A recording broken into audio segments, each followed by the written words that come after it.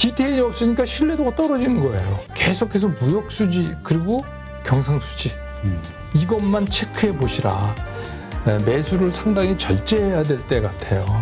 근데 그게 그렇게 길지 않습니다, 여러분. 조금만 기다리시면 돼요. 주식 투자를 잘하려면 시장의 상황이 어려운 거를 심플하게 단순화시키는 거를 잘해야 된다. 주시장에서. 다만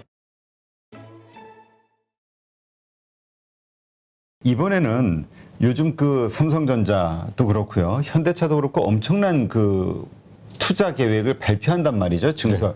네. 조그만 주식들은 보면은 오늘 아침에 저희가 그 이야기했던 게 이제 이수페탈시스 네. 한 800억 규모의 800억이었나? 뭐 하여튼 그 증설한다고 하니까 막 주가가 확 올라가요. 근데 이거 뭐 몇백 조를 투자한다고 발표를 해도 삼성전자, 현대차도 그렇고요.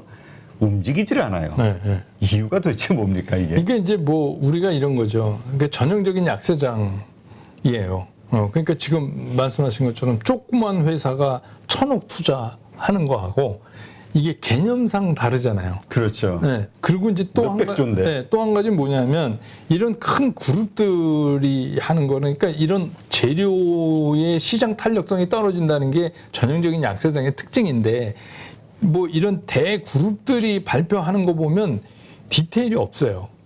하긴 뭐 몇 년까지. 네, 굉장히 선언적이에요. 근데 이제 조그만 회사가 뭘 하려면 아니 조그만 회사가 1,000억을 투자하는데 뭘 한다는 걸 정확히 얘기해야 될 거 아닙니까? 무슨 공장? 그러니까 굉장히 디테일해져요. 아 그러면 얘네가 요거를 팔아서 얼마 수익을 났는데 이게 금방 우리가 상상해 볼 수 있는데 대그룹은 분야도 너무 많아요. 분야도 전 분야에 걸쳐서 그것도 5년 동안 얼마를 하겠습니다. 뭐 이래니까.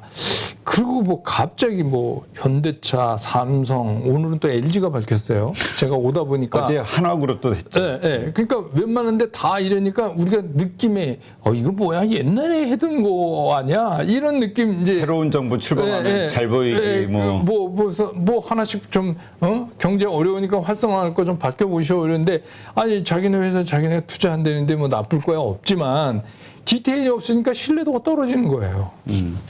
그런데다가 이제 특히 이제 삼성 같은 경우는 아까도 말씀드렸지만 삼성이 무슨 삼성 혼자 움직여야 될 지금 입장이 아니잖아요. 그렇죠. 네, 시장이 어렵고 이렇게 갇혀져 있으니까 외국이나 기관들은 자꾸 이거를 흔들면서 돌려가면서 그게 이제 코스피 200에 영향을 주니까 결국 선물 지수에 영향을 줄 거고 그게 파생에 영향을 주고 하니까 그런 쪽에 지금 걸려 있으니까 상당히 어려운 거예요. 근데 이제 개인들 요새 계속 사세요. 개인들은 삼성전자.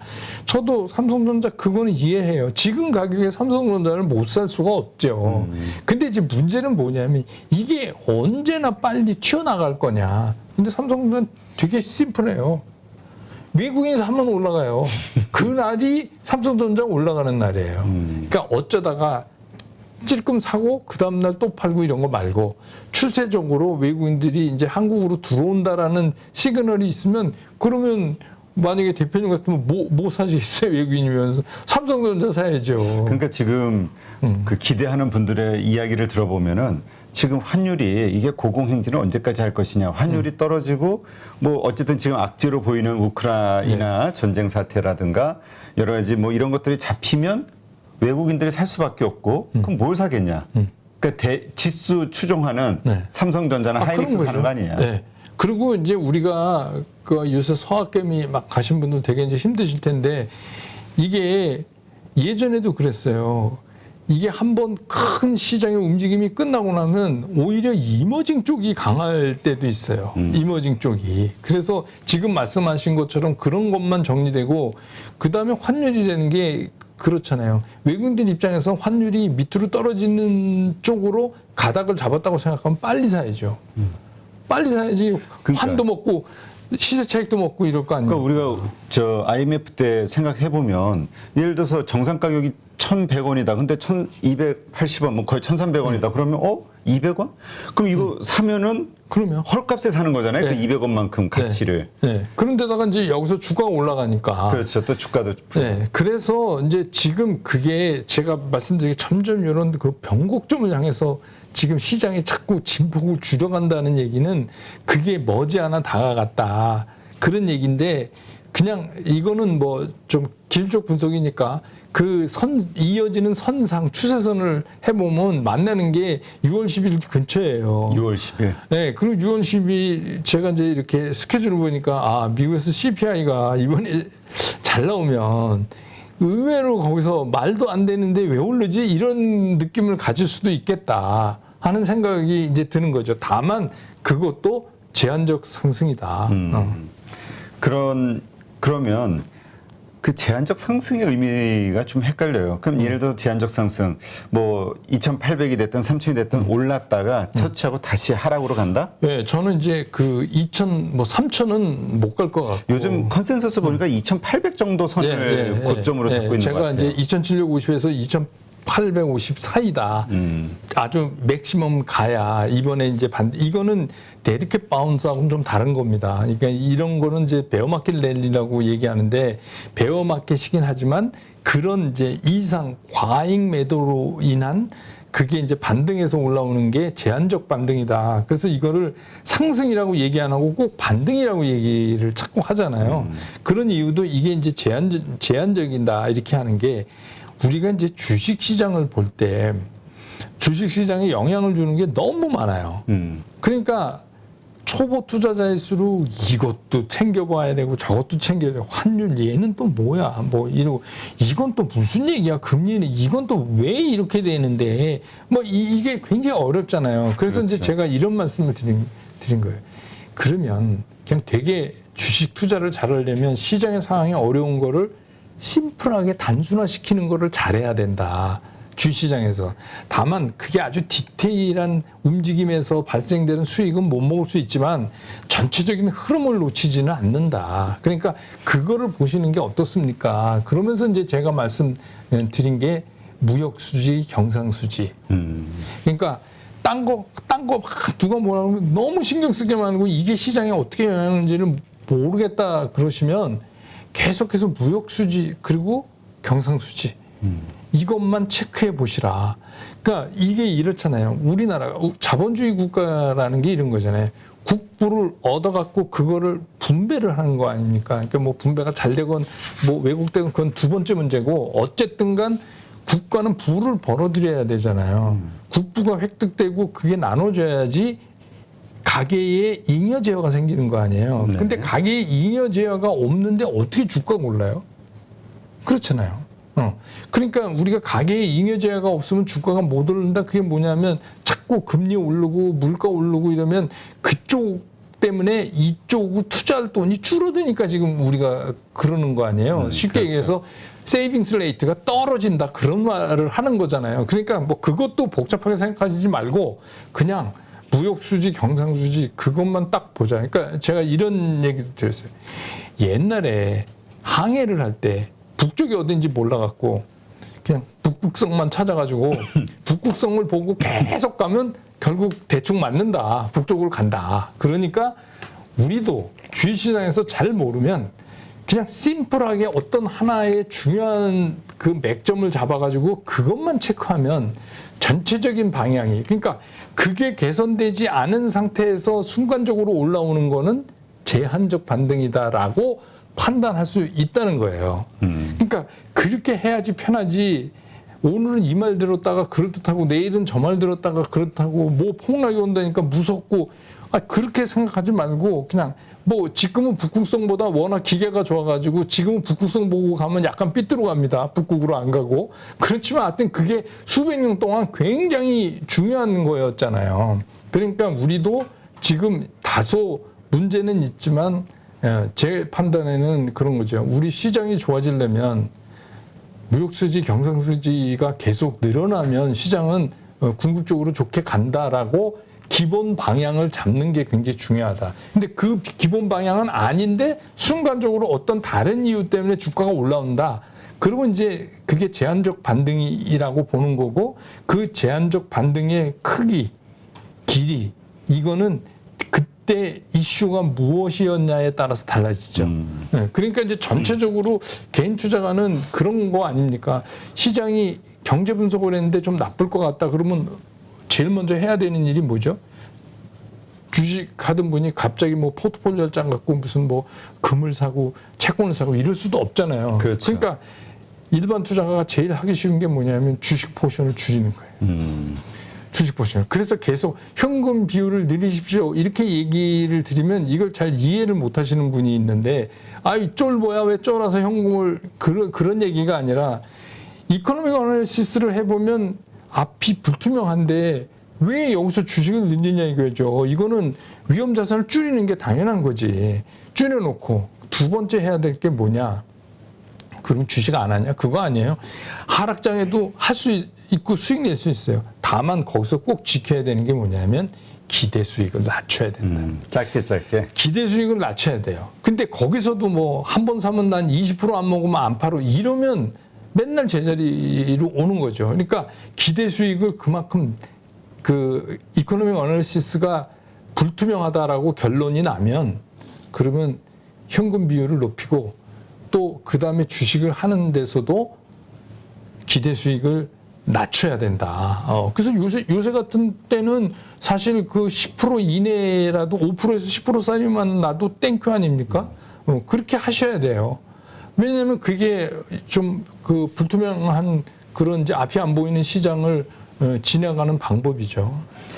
자, 그렇다면 지금 그러한 관점에서 우리 이제 아까도 얘기했지만 그 지수 관련된 이 삼성전자, 현대차 어떻게 봐야 됩니까? 그러니까 이거를 이제 지금 팔겠다 이러시는 분들이 계세요. 그러니까 근데, 왜냐면 비중이 있으니까 그런 거죠. 비중을 좀 줄일까? 그러면 생각해보면 다른 것들 많이 빠졌단 말이에요. 그럼 삼성전자 그래도 한 20-30%? 그게 덜 빠진 거네? 엔비디아 50% 빠진 거에 비하면. 그러니까 이런 거죠. 저는 이런 거예요. 그러니까 삼성전자 우리 이제 좋아하시는 것들 있잖아요. 그런 것들 현대차, 카카오, 투레이트 늦었습니다. 지금은 팔기가 늦었습니다. 전체적으로 보면 바닥권을 형성하고 있기 때문에 추가적인 깊은 하락보다는 오히려 돌아서 올라갈 확률이 더 큽니다. 그리고 아까 말씀하신 것처럼 이런 주식들은 한국을 살 때 늘 뽑히는 주식들이니까 그러니까 지금 판다는 거는 기술적으로 보면 너무 늦었다. 그래서 제가 그 라이브 할 때 그런 말씀도 드렸어요. 카카오 저도 있어요. 저도 물렸어요. 많지는 않지만 그리고 이렇게 조각내서 막 팔아오면서 해서 워낙 뭐 이제 일찍 샀으니까 그래도 됐지만 지금 남은 일부는 근데 그냥 이거는 그냥 지켜보려고 그럽니다. 지금 파는 건 아닌 것 같습니다. 왜냐하면 저 사람도 물려? 이러겠는데 저도 물리죠. 제가 뭐 신인가요? 근데 지금은 팔 때가 아니에요. 근데 다만 이제 문제는 뭐냐면 그러면 안 빠지면 여기서 추가적으로 살까? 이런 문제잖아요. 그렇죠. 그 얘기는 무슨 얘기냐면 내가 가지고 있는 재화가 일정한데 그 중요한 현금을 여기다 넣으면 우리가 지금 모르는 게 뭐예요. 바닥권은 형성한 것 같은데 추가적인 상승 속도에 대해서는 다 자신이 없잖아요. 그러면 어떻게 보면 기회비용을 거기다 그냥 몰아넣는 것 같은 느낌이 들잖아요. 그러니까 그런 거는 좀 안 하셨으면 좋겠다. 그래서 제가 그냥 갖고 있는데 기다리는 건 맞지만 조만간에 방향 결정이 나니 그때까지만 기다려 보시는 게 어때냐. 그리고 이제 뭐 특히 이제 뭐 삼성전자, 뭐 에너지 솔루션, SK 하이닉스 요런 그 1, 2, 3위는 이게 완전히 야구로만 하면 이게 희생타 쳐야 되는 종목 아니에요. 그렇죠. 회사의 진짜보다도 파생하고 자꾸 연결이 돼 있으니까 어쩔 수 없이 자기가 홈런 칠 수 있는데 자꾸 야 너 그냥 나가서 번트 대 번트 이게 그렇게밖에 지금 안 되는 상황이란 말이에요. 얘네가 확 올라간다는 거는 지수가 우리가 정말 그렇죠. 확 올라간다는 얘기죠. 예, 그런 얘기나 마찬가지예요. 그러니까 이거는 뭐 시장 기조가 틀어져서 좋아지기 전까지는 지금같이 앞으로 갔다 뒤로 갔다 이걸 계속 할까요? 왜 생각해 보세요. 시장이 그냥 변하지 않고 갇혀 있는데 파생을 뭘 갖고 돈을 만들어요? 올라갔다 내려갔다 해야지 뭐가 생길 거 그래서 변동성이 있어야. 아닙니까? 예, 지난 주에 보니까 막 하루 만에 막 선물 지수로 막 3포인트씩 그냥 차이내면서 하더라고요. 제가 그래서 이게 왜 개인 투자는 이렇게 매일 힘들고 이쪽에서는 또 이러고 있고 그러니까 시장이 근데 룰을 어긴 게 아니니까 시장이 원래 그런 건데 그래서 그렇죠. 얘는 지금 이러고 있구나 얘네도 이렇게 뭐 생각하시면 되죠. 네. 자, 그렇다면 지금 삼성전자 우리가 그 1년에 뭐 한두 번만 뭐 거래해도 된다 이런 얘기 네, 네. 했었잖아요. 그러니까 지금은 어쨌든 팔 때는 아니다. 네, 그리고 늦었어요. 네. 살 때도 아니다. 네. 이유는 네. 왜냐면 저가 매수라는 이야기를 할 정도로 싸진 않다. 아니 그 싸지 않다 가격의 문제가 아니라 분위기. 기간의 문제예요. 왜냐하면 여기 들어가면 굉장히 왜 이제 제가 물타기 할 때 그런 말씀 드렸잖아요. 내가 A 종목으로 물을 타면 왜 꼭 A를 사셔야 되는지 난 이유를 모르겠습니다. 네, 그런 거 아니에요. 그래서 A인데 빨리 가는 C가 있으면 그거 사는 게 더 낫지 않아요? 네. 네. 지금 그 뭐죠? 우리 계속해서 이야기 나왔던 것들이 이제 오늘 금통위에서 네네. 이제 기준금리 인상하는 거잖아요. 네. 근데 네. 뭐 예상대로 시장이 네. 예상대로 뭐 빅스텝이 나오지 않겠냐 이런 일부 의견도 있었으나 0.25 정도로 네, 25bp 저도 들어오면서 바로 이제 이렇게 텔레그램 날려드렸는데 제가 오는 사이에 뉴스가 떠서 근데 뭐 다 이게 우리가 예상했던 그렇죠. 범위 내에 있고 근데 이제 문제는 뭐냐면 이게 지금 여러분들이 아마 느끼실 거예요. 우리가 제일 걱정해야 되는 게 우리나라도 엄청난 물가 상승이에요. 그런데다가 어떻게 보면 미국보다 우리가 더 심할 수 있어요. 그렇죠. 네, 그래서 우리는 뭐 아침에 눈 뜨면 잘 때까지 자고 있는 사이에도 우리가 쓰는 모든 것들은 수입해서 쓰는 거예요. 그런데 이게 뭐 좀처럼 움직이지를 않으니까 그래서 저는 이제 그런 거죠. 이게 빨리 해결 안 되면 우리 시장이 어려울 수밖에 없다. 아까 말씀드렸잖아요. 그냥 딴 거 다 빼고 무역 수지, 경상 수지만 봐도 시장이 어디로 갈 건지를 우리가 알 수가 있다. 근데 이제 무역 수지가 금년 들어서 아까 말씀드린 대로 1억 달러가 넘었잖아요. 적자가. 네. 그러니까 그 얘기는 우리 그 수입 물가가 올랐다는 얘기고 네. 그 얘기는 이제 결국 우리의 물가도 더 인플레이션이 더 오를 수밖에 없다. 네. 그리고 이제 외부적으로는 그만큼 우리 외환보유고도 줄었겠죠. 그러니까 뭐 아직 그거 걱정할 단계는 아니지만 그러니까 그런 모든 것들이 시장을 오르는 쪽으로 끌고 가는 분위기는 전혀 아니다. 그러니까 그 안에 뭐가 떠서 뭐 예를 들어서 뭐 신재생 에너지 이랬는데 뭐 바이든 대통령도 왔다 가고 그래갖고 신재생 에너지 뭐 이렇게 한다. 좋다 이거죠. 그래서 그거는 이슈로 오르는 거기 때문에 그거를 우리가 뭐라고 얘기하냐면 그냥 반등이다 이렇게 얘기를 하는 거죠. 네. 그러니까 지금 뭐라고 할까요? 현대차 같은 경우도 미국 밸류체인에 들어가 있고 뭐 미국 조지아주에다가 얼마를 투자하고 이런 것들이 호재로 보여져서 매수하는 게 아니라 개별 이슈는 좀 중요하지 않다. 네, 네. 지금 전체 시장 판이 네. 하락이냐 상승이냐로 어떻게 될지 모르니 네.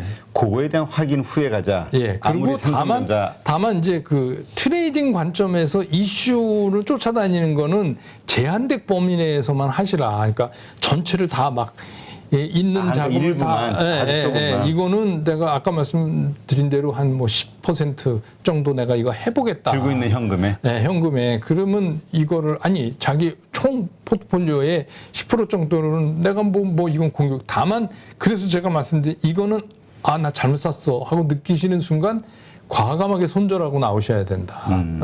근데 지금은 그런 것들이, 제가 이제 그랬잖아요. 이 결론 내는 날이 다가오고 있다.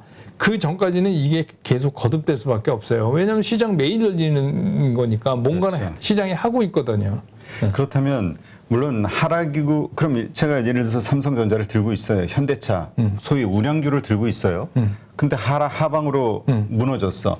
그럴 경우에 저는 이거를 손절을 해야 되는 겁니까? 아니면? 이게 이래요. 만약에 예를 들어서 이 삼성전자나 이런 우량주들은 이미 많이 빠졌기 때문에 그런 상황이 왔을 때 얘는 덜 빠져요.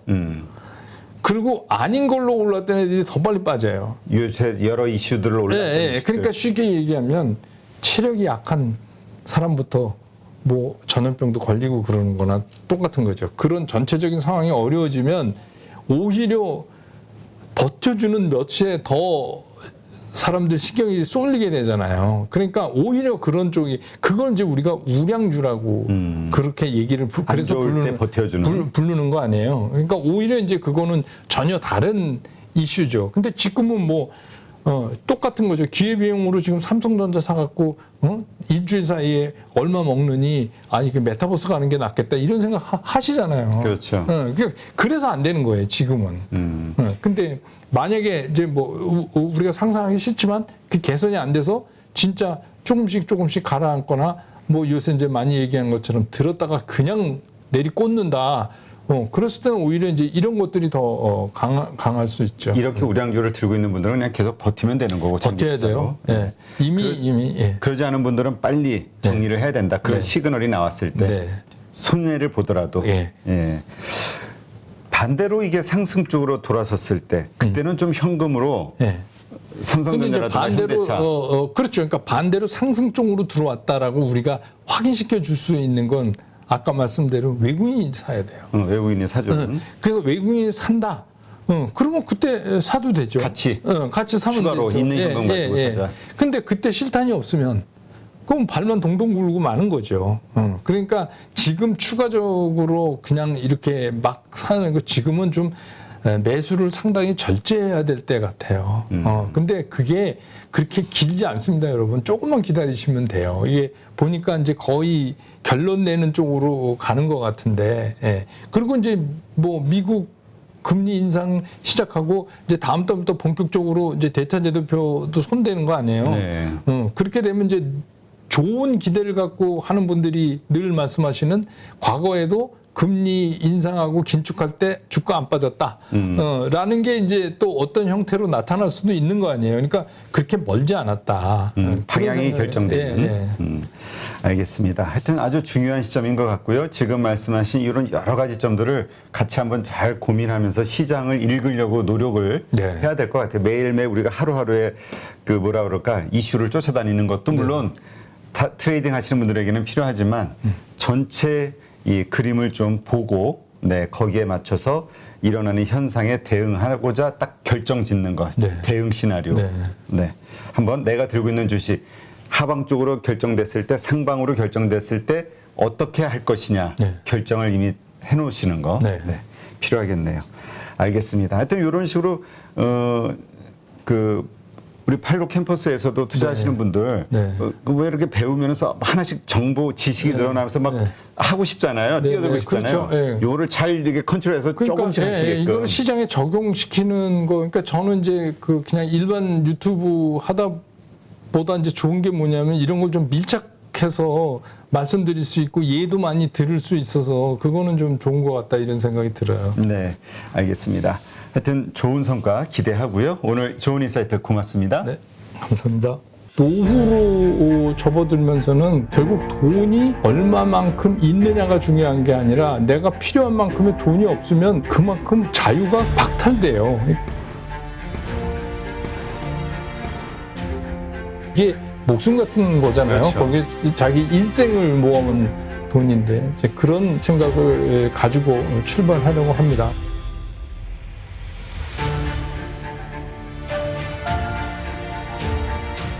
요즘 시장 왜 오르는지 왜 빠지는지 이유를 알 수 없는 외국인들이 왜 파는지 왜 갑자기 또 사기 시작하는지 전혀 오리무중 알 수 없는 나날들이 연속되고 있고요. 이로 인해서 적극적으로 투자하시는 분들이 상당히 큰 손해를 입는 경우들이 자주 발생하고 있습니다. 그래서 이제 사물놀이 장세라고도 이야기하죠. 사면 물리는 장세. 이러한 때 시장을 보다 정확하게 읽을 수 있다면 얼마나 좋을까요? 젊은 분들이야 이런 경험을 통해서 실력이 커져갈 수 있지만 나이 드신 분들, 그러니까 은퇴하신 분들 혹은 은퇴를 준비하는 분들, 노후 준비 자금을 투자하고 있는 분들 입장에서는 피 같은 돈을 손실을 입고 있기 때문에 많은 고민들을 하고 있습니다. 그래서 이러한 분들을 위해서 저희가 증권가에서 정말 40년간 큰 획을 그으신 그리고 또 CNBC의 앵커로서 또 정말 많은 전문가들과 토론을 하면서 시장에 상당한 분석을 해오셨던 같은 은퇴자로서 은퇴하신 분들의 마음을 가장 절실하게 이해할 수 있고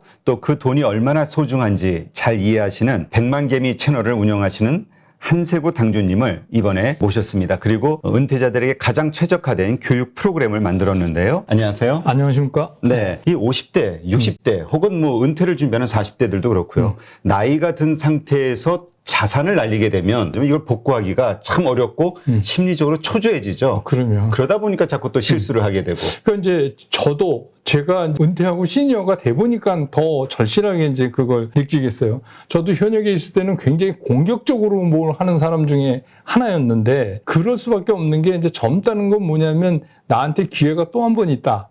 하는 거가 되는데 연령이 어느 정도 돼서 이제 그 시니어 대열에 들어가시는 분들은 사실은 목적이 좀 달라요. 젊은 사람의 경우는 뭔가 이거를 내가 기회를 삼아서 내 인생을 좀 바꿔지는 이런 이뻐 메이킹한 뭐 그런 걸 만들어 보자 이럴 수도 있잖아요. 근데 사실 이제 뭐 은퇴하고도 노년에 그렇게 될 수도 있지만 확률적으로 굉장히 떨어지고 노후로 접어들면서는 결국 돈이 얼마만큼 있느냐가 중요한 게 아니라 내가 필요한 만큼의 돈이 없으면 그만큼 자유가 박탈돼요. 결국 돈은 자유하고 비례한다 이런 생각이 자꾸 이제 저도 시니어가 돼 보니까 들어요. 그러니까 시니어에서는 뭐 1억 천금을 벌고 막 인생을 바꾸고 이런 거보다는 어떻게 합리적인 그 내 재산을 증식해 갈 수 있느냐.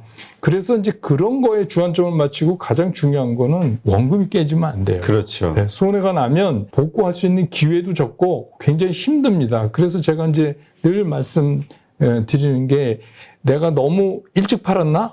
조금 더 갖고 있으면 더 먹을 텐데 이런 생각하시지 말고 오히려 아쉬운 게 원금 손해 나서 힘든 것보다 훨씬 낫습니다. 이런 말씀 드리죠. 그래서 확실히 이 시니어나 이런 분들의 투자 전략은 큰 거에선 변화가 없겠지만 좀 달라야 된다 이런 생각을 하고 있어요. 그렇죠. 그러니까 뭐 리스크 관리가 좀 더 예민해야 그렇죠. 되고요. 네. 사는 시점, 그다음에 파는 시점이 네. 일반적인 투자자들하고는 이 네. 노후 자금을 운용하시는 분들은 네. 좀 달라야 된다. 네. 이게 이제 정말 많은 전문가들의 이야기입니다. 그래서 이번에 한세구 당주님과 8.15 캠퍼스에서 만든 성공 노후 투자 스쿨, 이건 아무래도 은퇴하신 분들, 그다음에 네. 은퇴를 준비하시는 분들을 특정하고 있기 때문에 일반 프로그램과는 좀 달라야 될 것 같거든요. 네, 어떤 차이가 있을까요? 이 기존의 어떤 투자 교육 프로그램들과? 사실 그 어떻게 보면 이게 최초인데요. 어떤 특정 계층, 시니어라든지 노후 자금이라든지 이런 거를 세분해서 거기에 맞는 어떤 투자 전략이나 정보 제공이나 시장 분석법이나 이런 건 처음이 아닌가. 그래서 사실 첫 번째는 제가 40여 년 동안 주식 시장에서 같이 했다는 거. 두 번째는 저 또한 시니어라는 거. 그래서 제가 그 어떤 심정인지 제가 잘 아니까 그런 의미에서는 좀 낫지 않을까 이런 생각도 동시에 하고 뭐 그렇습니다. 그래서 결국 우리가 할 수 있는 행동은 그래서 살 거냐 팔 거냐 가만히 있을 거냐 이 세 가지 중에 하나로 귀결돼야 되는데 그래서 저는 이제 이런 모든 내용을 가능하면 좀 간단하게 간결하게 전해드리려고 원래도 제가 좀 그런 스타일이지만 그렇게 할 거고 그다음에 이제 또 한 가지는 어느 한쪽에 치우침이 없어야죠. 하여튼 이러한 것들이 결국 노후를 보내는데 절실하게 필요한 은퇴 자금, 그다음에 노후 준비를 하시는 분들에게는 큰 노하우 혹은 실질적인 도움이 되지 않을까 저는 그렇게 기대가 됩니다. 앞으로 8.15 캠퍼스를 통해서 만나는 분들께 마지막으로 하시고 싶은 말씀 있으시면. 네, 특히 이제 이 제목 자체가 성공 노후 투자 스쿨이에요. 그러니까 이미 제목에도 나와 있지만 이거는 특히 이제 시니어 분들이 많이 관심을 좀 갖고 보셔야 되는데 그런 의미에서 저는 이렇게 생각을 합니다. 그러니까 주식 시장에 접근하는 그 자세부터가 노후 시니어들은 이걸로 대박 내려고 그러면 금방 쪽박으로 갑니다. 그러니까 남보다 더 벌겠다가 아니라 남만큼 나도 벌어야 되겠다. 이런 마음가짐으로 접근을 하시면 성공 노후 투자 스쿨과 함께 하시면 좀 시장에서 그래도 평균 이상은 하실 수 있지 않을까. 그러니까 노후 자금은 그게 중요하죠. 그리고 원금을 어떻게 하면 안 깨먹고 잘 보존하나. 이게 목숨 같은 거잖아요. 그렇죠. 거기에 자기 일생을 모아온 돈인데 이제 그런 생각을 가지고 출발하려고 합니다. 그래서 여러분들이 많은 성원해 주시면 더 열심히 하겠습니다. 네, 저희도 최초로 시도하는 건데 은퇴하시는 분들, 은퇴를 이미 하신 분들, 그리고 은퇴를 준비하는 분들에게 가장 최적화된, 가장 필요한 그러한 교육 프로그램이라고 감히 말씀드릴 수 있는데 이런 분들에게는 정말 도움이 될 거라 저희도 기대를 합니다. 오늘 좋은 말씀 고맙습니다. 감사합니다.